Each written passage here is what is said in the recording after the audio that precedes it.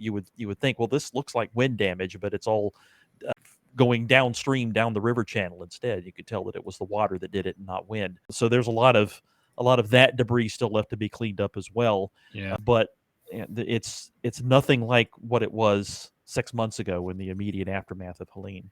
It feels like Helene in every aspect, every way you turn, haunts us in some way. Even the wildfire season, talking about all the debris that's down on the Yeah. road. We're looking at some of the video right now. This is from December of 2024. So when you compare it to what Jesse has seen in April, you can see some of that progress there just in 4 or 5 months or so. There's the washed out bridge to Chimney Rock State Park that Jesse, you said they're rebuilding. That's going to be a huge tourism draw if they can get this town back Absolutely. up and running by this summer. Jesse, you've been to Western North Carolina a couple times since Helene. If memory serves, I think you were working that day and went towards Cleveland County and Rutherford for what we feared at the time was going to be a failure of the dam. Wasn't that you that we were I coordinating with? did. I was. Oh my God, that's just I coming was back to me as we're there talking now. too. It was a very scary moment.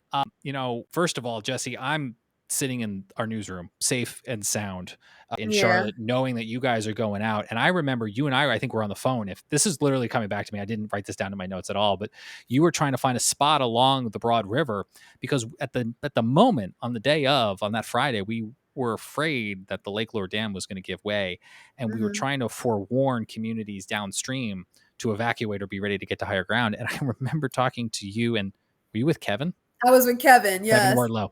Okay. Yeah. And you were like, okay, we're here, we're by the river. And you were like, should I go over here or should I go over here? And I just remember being in the building, perfectly safe, looking at Google Maps, going, whatever side of the river is the Right. quicker way to run. Yeah. If this water comes rushing down, and it never did. It never, never- yeah. the dam never gave way. It held. It was literally a miracle.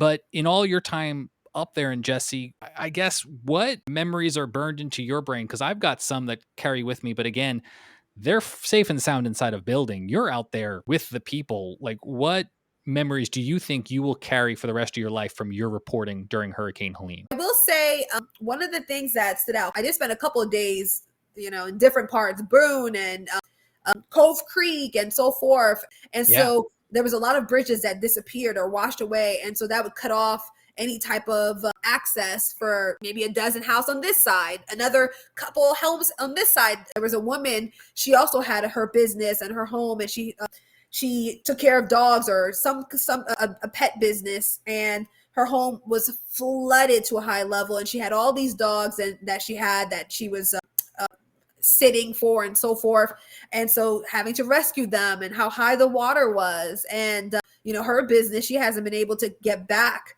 to making money or getting folks, since Helene hit. I was there when the storm first hit, and I was there months later, and there was a car flipped in that waterway. I don't remember the name of that river, but there was a water that was flipped, and it was still there X amount later. So debris still needing to be cleaned up there, and that stood out to me, that car flipped in the water.